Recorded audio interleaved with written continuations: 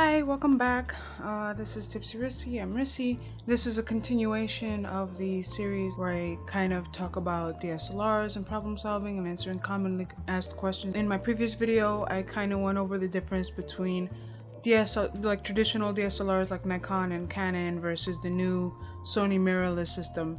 And I said what the principal differences are and some of the benefits and some of the drawbacks to getting one or the other. With that foundation already set, this video is going to be to try to help people figure out which camera is right for them. And again, this is not going to be a very detail oriented or spec heavy video. That's not the purpose of this. This is just my take or my tips and advice on how you can figure out the camera that's best for you. In order for me to help you understand what camera is best for you, I will share with you the process I went through to pick the camera that was right for me. A few years ago, I decided I wanted to start this YouTube channel, and I also had a very keen interest in photography, and so my dad said he would get me a DSLR for Christmas.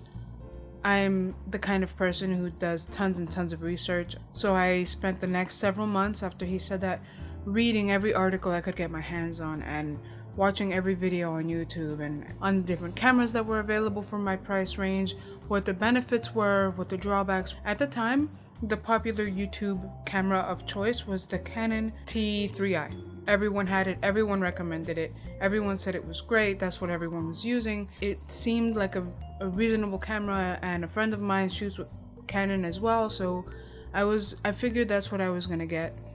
And then I walked into a very large store here in New York City called B&H, and they have basically every camera model available for purchase on display, and you can touch them and put your hands on them and play with them and see what they're like.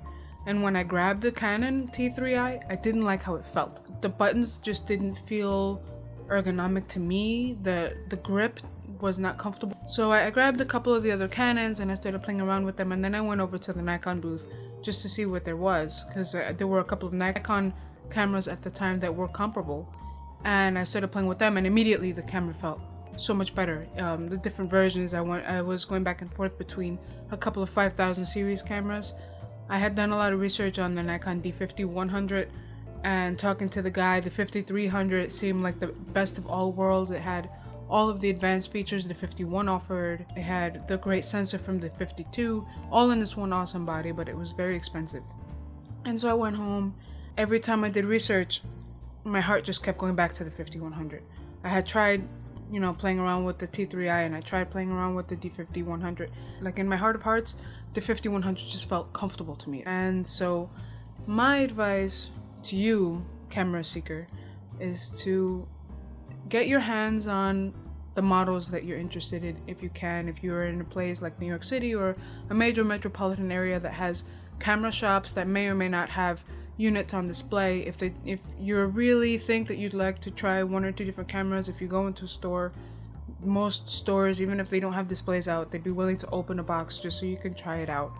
So my advice is to put your hands on the devices and play with them and see them. All specs aside, every camera available is incredible. You will be able to get incredible quality photos and video no matter basically what camera you get. Even $100 point and shoot cameras offer 1080p 60 frame per second video. You're gonna have to learn about photography and lighting, shutter speed and ISO and aperture if you're really serious about photography or videography.